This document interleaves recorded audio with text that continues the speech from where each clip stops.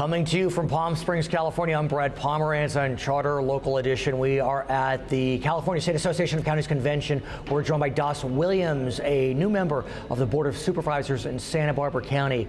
I know him as a state assemblyman, so congratulations on your new job. Give us a sense of going from a body of 80 or arguably 120 to 5. Well, it's gonna be an incredible experience. Right.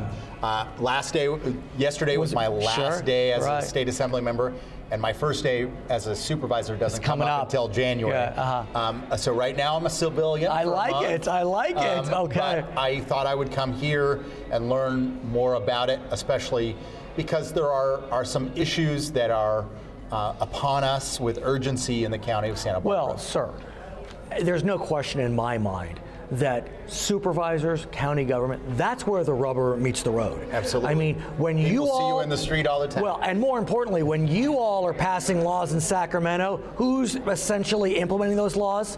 The counties. The counties. Yes.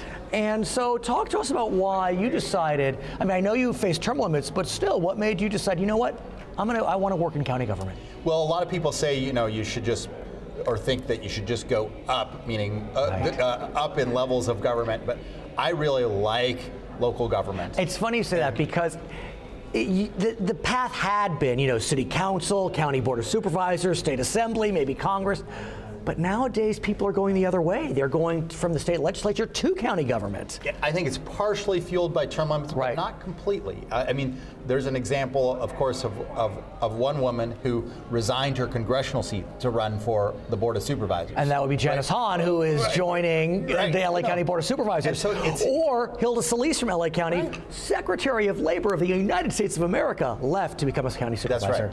That's right. And so there's a lot of reasons it's a desirous job, but the most is you are able to have a lot of effect and help people's lives in your county, and you're one of 5, so your ability to get some things done sometimes is very much enhanced. I want to talk about housing.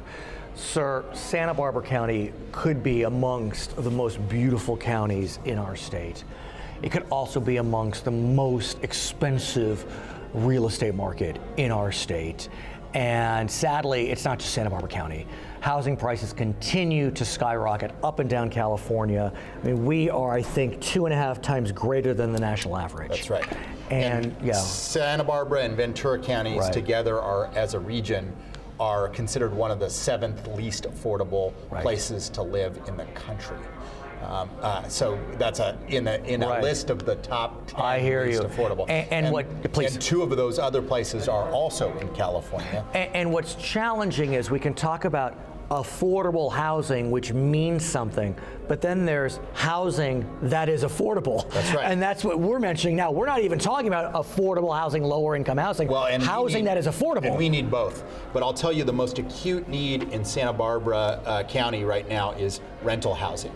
Rents jumped on average last year 20% because vacancy is less than 1% in the most. What's driving that? Is it the university? Is it the community college? Is it Santa Barbara's hot? What is it? It is not the university. It's not. The university is building more units for its students than it is adding students. Oh wow! Which is amazing. It's anticipating That's growth. You'd think that it's the university. No, one is we need housing for city college students, which is a part of the driver. Got it. And the other is simply we have built very little rental units in any time in the recent past. And we're talking about market rate rentals. We're not talking about Section 8. We're not talking about affordable. We're talking about market rate rentals.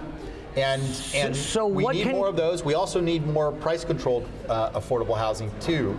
But I'm telling you, unless you are very wealthy, you are squeezed by the housing crisis, no matter what your economic class is. So on the Central Coast, be it Ventura, Santa Barbara, San Luis Obispo, if you're a supervisor, what can you do to incentivize the construction or rehabilitation of units that are for rent? Well, number one, we could charge impact fees by the square foot instead of by the unit. Because right now, a big unit could be expensive has the same impact fee as a teeny little 800 square foot unit. Interesting. And frankly, the average working person in my area can only afford to rent something that is 1,200, 1,300, 1,400 square feet or below. And so if you have impact fees by square foot, developers are going to build more smaller and medium-sized units. Has that been adopted in other counties, do you know? It has. It's been also adopted in the past when I was on the city council in the city of Santa Barbara. I see. And so it is just enormously crucial in order to change what incentive developers have right now. Do you need to go to your voters to do that? No. You can just do it with a majority of the supervisors. And what's the temperature on that question?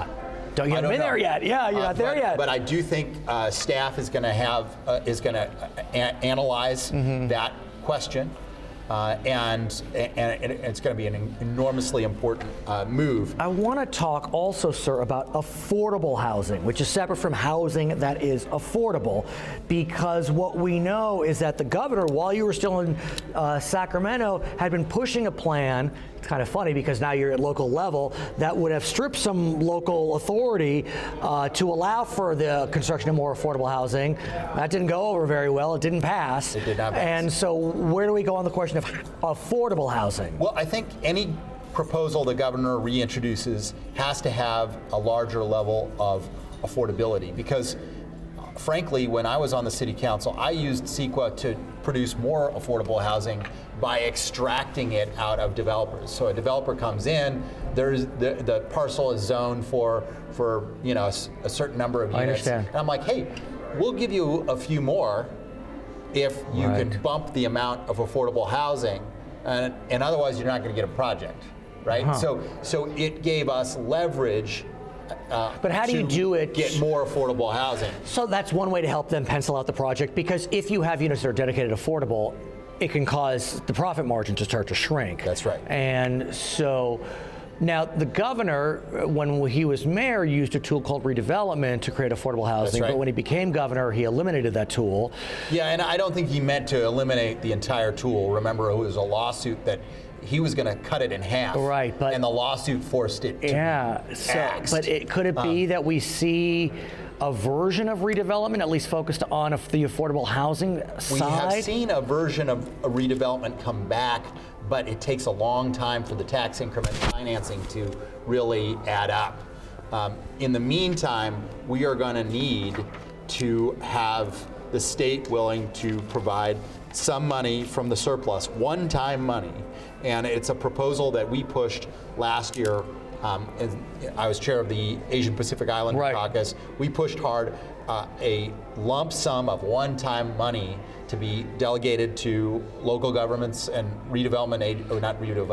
housing authorities for affordable housing. So how can you talk to your former colleagues to make that happen? Because the governor is all about that being done in the budget process, not as a separate. And I think the legislature will put forward another proposal.